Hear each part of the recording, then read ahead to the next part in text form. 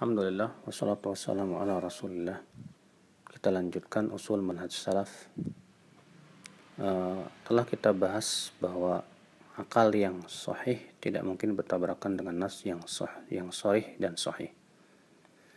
Kemudian beliau berkata, wal maksud bayan, yang dimaksud adalah penjelasan bahwa apabila terjadi pertentangan antara dalil dan akal, ya maka itu tidak terlepas dari tiga kemungkinan.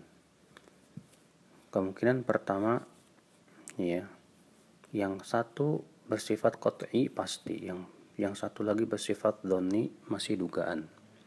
Maka tentu yang bersifat qat'i lebih dahulukan daripada yang bersifat dhonni. Keadaan yang kedua, yang satu dalilnya sahih, yang satu lemah, ya, dan rusak. Maka tentu yang sahih lebih dahulukan daripada yang tidak sahih.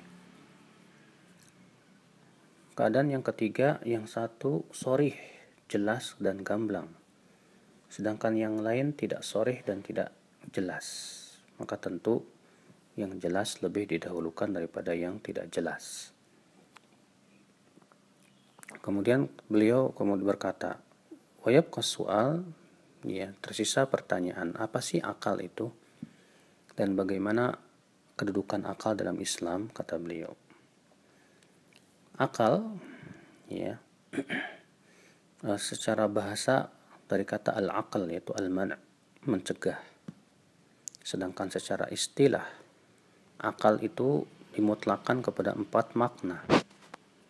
Makna yang pertama itu al-ghorizah al-mudrikah, insting. Ya, dengan insting itu kita bisa mengetahui sesuatu. Yang kedua adalah al-ulum ad-daruriyah, ilmu yang sifatnya ya sangat penting sekali, ya, dan itu sangat pasti sekali, ya, seperti ya berilmu tentang sesuatu yang wajib ada dan tidak mungkin ada, ya, seperti misalnya es itu dingin, demikian pula api itu panas, dan yang lainnya.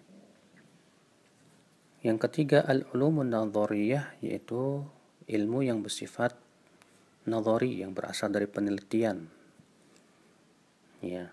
Maka yang seperti ini manusia bertingkat-tingkat sesuai dengan tingkat keilmuan dan penelitian mereka.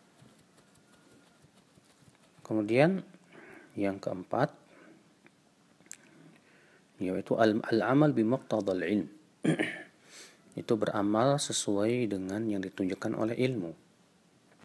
Jadi kalau dia hanya sebatas punya pengetahuan tapi tidak mengamalkannya, tidak disebut berakal.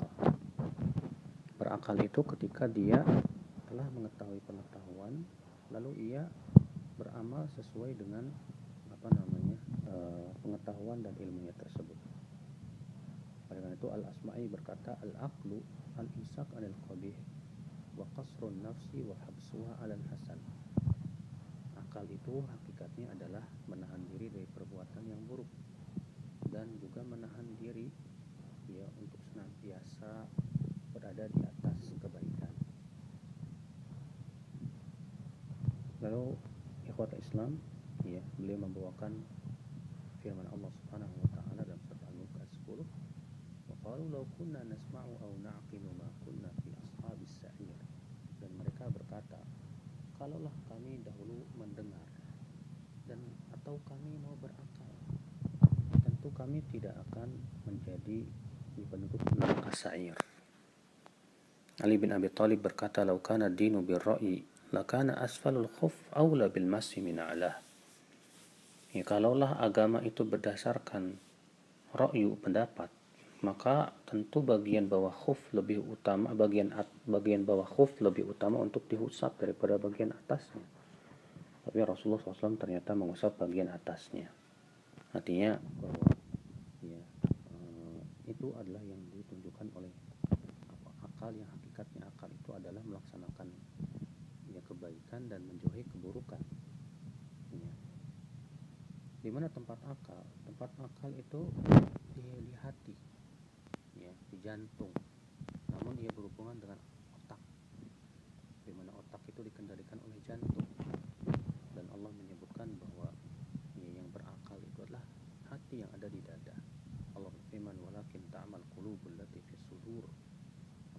Tapi yang buta itu adalah hati yang ada di